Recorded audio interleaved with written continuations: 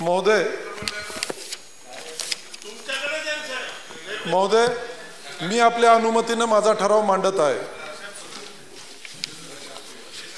सभापती महोदय,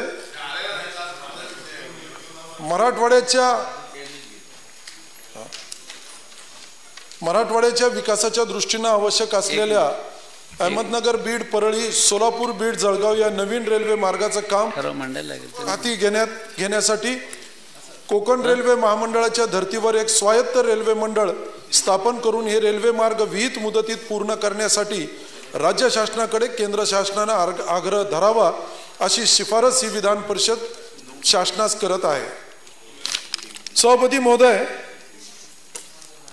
सध्या देशात आणि राज्यात बुलेट ट्रेनचा, मेट्रोचा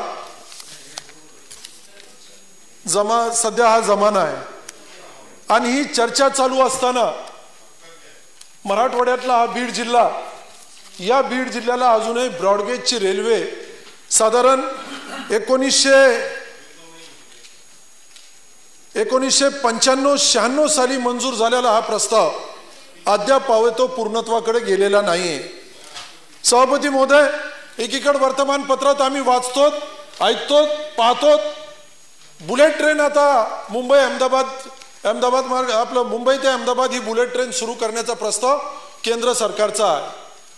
मुंबईतला, पुण्यातला, या महानगरामध्ये, नागपूरमध्ये कालपर्यंत आम्ही ऐकत आलो की मेट्रो आपण सुरू करतोय. तिथं पुण्याच्या मेट्रोच्या संदर्भातली चर्चा वर्तमानपत्रात ऐकायला मिळत आहे.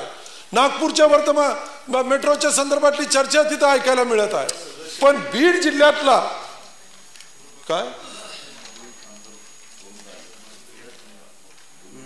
पण बीड जिल्ह्यातल्या या रेल्वेचा प्रस्ताव 1995-96 साली जो काही मंजूर झाला, दुर्दैवानं त्याला अतिशय तुटपुंजी अशा प्रकारच्या तरतुदी झाल्या कारणानं अद्याप तो प्रस्ताव काही पूर्णत्वाकडे गेलेला नाहीये.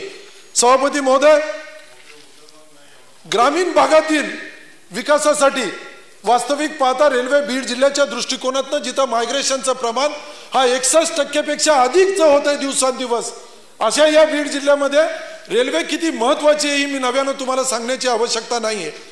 तीर्थक्षेत्र आमच्याकडचे शनीचं राक्षस भवन आहे, नामलगावचा गणपती आहे, अशा अनेक तीर्थक्षेत्र पर्यटनाच्या दृष्टिकोनातनं, व्यापार उद्योगाच्या दृष्टिकोनातनं, मराठवाड्याच्या दृष्टिकोनातनं ही रेल्वे लाईन पूर्णत्वाकडे जाणं हे अतिशय गरजेचं असताना याकडं पाहिजे तेवढं गांभीर्यानं पाहिलं जात नाही. हे आम्हा मराठवाड्याच्या लोकांचं दुर्दैव म्हणलं पाहिजे. सभापती महोदय, 95-96 साली त्याची मूळ किंमत होती 335 कोटी रुपये आणि आज 2015 म्हणजे सुमार 20 वर्षानंतर हा प्रकल्प अहवाल 3200 कोटी पर्यंत गेलेला आहे. सभापती महोदय, आणि याच्या तरतुदी काल केंद्रानं केलेली जी काही तरतूद आहे, केंद्रीय अर्थसंकल्पामध्ये 144 कोटी रुपयाची अल्पशी तरतूद झाली. वर्तमानपत्रात आलं की साधारणपणे 300 कोटी रुपयाची तरतूद झाली. नंतर कळलं की उर्वरित जे काही 144 कोटी रुपये जे आहेत ती एक मॅचिंग ग्रँट म्हणून आपल्याला राज्य सरकारनं देणं आहे. ते 144 कोटी मिळाले तर ते एकूण 300 कोटीचा प्रकल्प तो निधी त्या रेल्वेसाठी आम्हाला उपलब्ध होईल. परंतु दुर्दैवानं राज्य सरकारच्या कालच्या अर्थसंकल्पामध्ये एकूणच रेल्वेसाठी झालेली तरतूद ही साधारणपणे 67 कोटी रुपयाची राज्याची तरतूद आहे. बीड जिल्ह्यातल्या या रेल्वे मार्गाला परळी, बीड, नगर याला एकूण आवश्यक असलेले 144 कोटीची तरतूद त्यामध्ये होऊ शकली नाही. सभापती महोदय, आणि म्हणून हा 3200 कोटीचा प्रस्ताव उद्या जर काही 64,400 कोटी रुपयापर्यंत जर काय गेला तर त्याला नवल वाटण्याचं काही कारण नाहीये. सभापती महोदय, राज्यात आघाडीचं शासन असताना राज्य शासनानं 2014 मध्ये 178 कोटी रुपये दिले आणि मॅचिंग ग्रँटही त्याला मिळाली. सभापती महोदय, आज होत असलेला जे काही विलंब आहे, एकूण आपण जमीन संपादनाचे कायदे जर काय पाहिलं तर या जमिनीच्या किमती इतक्या वाढत चाललेल्या आहेत आणि म्हणून जमीन संपादन करत असताना यदा कदाचित तेवढा जर का आम्हाला निधी उपलब्ध झाला नाही तर मला वाटत नाही सभापती महोदय नजीकच्या या 50 वर्षाच्या काळात हा प्रकल्प पूर्णत्वाकडे जाईल असं मला वाटत नाही. सभापती महोदय, अहमदनगर, बीड, परळी रेल्वे मार्गाप्रमाणेच सोलापूर, बीड, जळगाव हा जो काही रेल्वे मार्ग आहे मराठवाड्याच्या विकासात भर घालणारा हा रेल्वे मार्ग केवळ तो चर्चेतच आहे। सभापती महोदय, आंतरराष्ट्रीय दर्जाचं पर्यटन स्थळ असणारा अजंठा लेणी, जागतिक दर्जाचं तीर्थक्षेत्राचं ठिकाण असणारा तुळजापूरची तुळजाभवानी आणि राजूरचा गणपती, पैठणचं नाथ यासह पर्यटन आणि तीर्थक्षेत्राच्या ठिकाणाला व्यापार उद्योगाच्या दृष्टिकोनातून सुद्धा हा अतिशय महत्वाचा रेल्वे मार्ग दुर्दैवानं तो तर कागदावरच राहिलेला आहे। आणि म्हणून सभापती महोदय, व्यापार पेठेच्या दृष्टिकोनातून सोलापूर, जालना, जळगाव हे राज्यातील सर्वात मोठे व्यापार पेठा आहे। आज सोलापूरपासून तर या भागाला जोडणारा हा जो काही रेल्वे मार्ग आहे हा याचंही सर्वेक्षण होऊन एकूण प्रकल्प अहवाल आज 3200 कोटी रुपये। परंतु दुर्दैवानं या संदर्भातली निवडणुका आल्यानंतर केवळ चर्चा होते, जाहीरनाम्यामध्ये त्याचा उल्लेख येतो, पण निवडणुका संपल्यानंतर या दुष्काळी भागाकडे मी मगा सांगितल्याप्रमाणे सभापती महोदय, रोजगाराचा अभाव असणारा, साधन संपत्तीचा अभाव असणारा, इन्फ्रास्ट्रक्चर इतकं कमी आहे, उद्योग देखील होऊ शकत नाहीत। आम्हाला साधी शेती करण्यासाठी पाणी नाही आहे। आम्ही सभागृहात बोलतो तर आम्हाला सांगण्यात येतं की शेतीचं पाणी नंतर पाहूया, सध्या तुम्ही पिण्याचं पाणी पहा।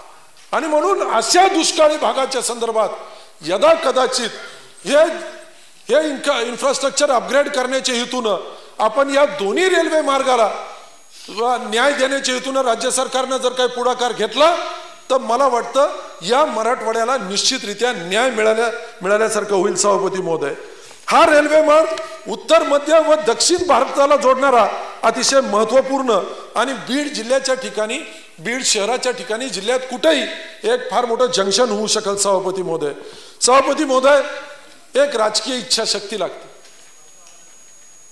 ज्या मराठवाड्यानं अगदी भरभरून दिलं यांच्या पदरात। सभापती महोदय, लोकसभेच्या वेळेस केवळ 2 जागा कमी, पूर्ण मराठवाडा तुमच्या पाठीमागा अगदी उभा राहिला तिथं। सभापती महोदय, तीच परिस्थिती विधानसभेला झाली। सभापती महोदय, परंतु मराठवाड्याकडे पाण्याचा दृष्टिकोन कदाचित नेतृत्व कमी पडतंय का काय नेमकं कारण आहे आम्हाला कळायला मार्ग नाहीये। पण सभापती महोदय, या मराठवाड्याच्या या रेल्वे मार्गाच्या संदर्भात केवळ एक प्रबळ अशा प्रकारची राजकीय इच्छाशक्ती असल्याशिवाय हा रेल्वे मार्ग पूर्णत्वाकडे जाणं अतिशय अडचणीचं होईल। आणि म्हणून मी विनंती करेल सभापती महोदय की मराठवाड्यातला हा रेल्वे मार्ग पूर्ण करण्यासाठी कोकण रेल्वेच्या धर्तीवर जसं स्वतंत्र महामंडळ स्थापन करण्यात आलं होतं, त्याच धर्तीवर या मराठवाड्यातले रेल्वे मार्ग पूर्ण करण्याच्या हेतून एक स्वतंत्र महामंडळ स्थापन करून हे रेल्वे मार्गाला न्याय देण्याच्या हेतून या राज्य सरकारनं केंद्र सरकारला शिफारस करावी, असं या ठरावाद्वारे मी एक प्रमुख मागणी आजच्या या ठरावाद्वारे करत आहे। माझी विनंती आहे, मला समाधान वाटलं की रावते साहेब याला उत्तर देणार आहेत। मराठवाड्याबद्दल एक आस्था असणारा नेतृत्व म्हणून आम्ही रावते साहेबांकडे पाहतो। ज्या वेळेस या सभागृहात मराठवाड्याच्या संदर्भात मी बोलण्यासाठी उभा राहिलो, रावते साहेबांनी भले पलीकडच्या बाकेला होते त्यावेळेस अतिशय स्पष्टपणे आणि परखडपणे मराठवाड्याच्या संदर्भातली त्यांची भूमिका इथं मांडली। बाक बदललेले आहेत आज, आणि म्हणून हा मराठवाडा आज तुमच्याकडे त्याच आशेने पाहतोय रावते साहेब की आज बाका बदलल्यानंतर निर्णय प्रक्रियेतले तुम्ही एक प्रमुख आहात तिथं। आज बाक बदलल्यानंतर या मराठवाड्याला न्याय देण्याच्या संदर्भातली तुमची भूमिका काय, या भूमिकेकडे निश्चितरित्या मराठवाडा योगायोगानं, मराठवाड्यातल्या नांदेडचे का परभणीचे, मला वाटतं नांदेडचे पालकमंत्री आहेत रावते साहेब, आणि फार मोठा काळ त्यांचा मराठवाड्यात गेलेला आहे। परभणीत काम केलेलं आहे, नांदेडमध्ये काम केलेलं आहे, औरंगाबादमध्ये काम केलेलं आहे।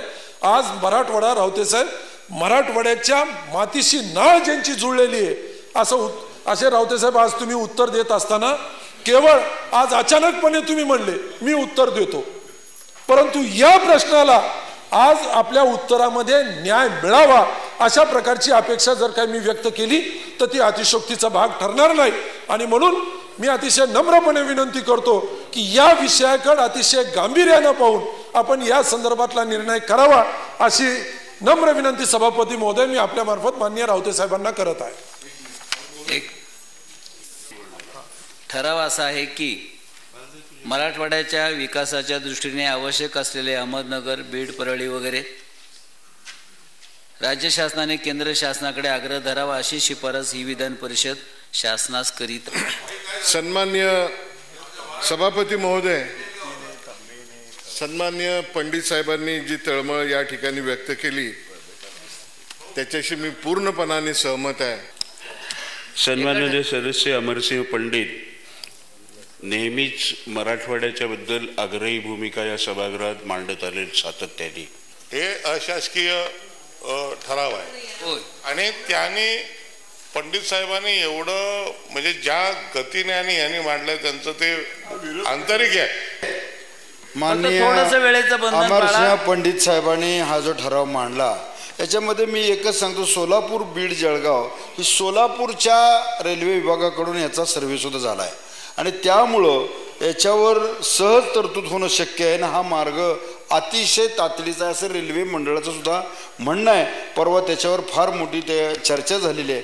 त्यामुळं हा शिफारस करणं अतिशय योग्य आहे, ज्याला सर्व बाबू अनुकूल आहेत. आणि मराठवाड्याच्या विकासाच्या दृष्टीनं जे मागासले पण मराठवाड्याचं किंवा बीडचं आहे ते केवळ वाहतुकीची साधनं नाहीत, हे त्यातलं प्रमुख कारण आहे. आणि त्यामुळे या प्रश्नामुळं सगळ्या मराठवाड्याचा विकास व्हायला मदत होणार आहे असं माझं मत आहे. सभापती महोदय, सन्माननीय सदस्य अमरसिंह पंडित यांनी मराठवाड्याच्या विकासाच्या दृष्टिकोनातून त्यातल्या त्यात मागासलेल्या मराठवाड्याच्या अत्यंत मागासलेल्या बीड जिल्ह्याच्या दृष्टिकोनातून ही जी रेल्वे मार्गाची जी मागणी केलेली आहे त्याचं समर्थन करण्यासाठी उभा आहे. आणि चांगला असा प्रस्ताव सन्माननीय अमरसिंह पंडितजींनी आणलाय. तालिका सभापती महोदय, आमचे मित्र सन्माननीय सदस्य अमरसिंह पंडित यांनी स्वतंत्र मराठवाडा रेल्वे मंडळाची जी मागणीचा ठराव या ठिकाणी मांडलेला आहे त्याला मी समर्थन करण्यासाठी या ठिकाणी उभा आहे. माननीय सभापती महोदय, अमरसिंह पंडित यांना मी मनापासून धन्यवाद देतो. या सदनामध्ये मराठवाड्याच्या रेल्वे संदर्भात क्वचित कधीतरी चर्चा झाली होती.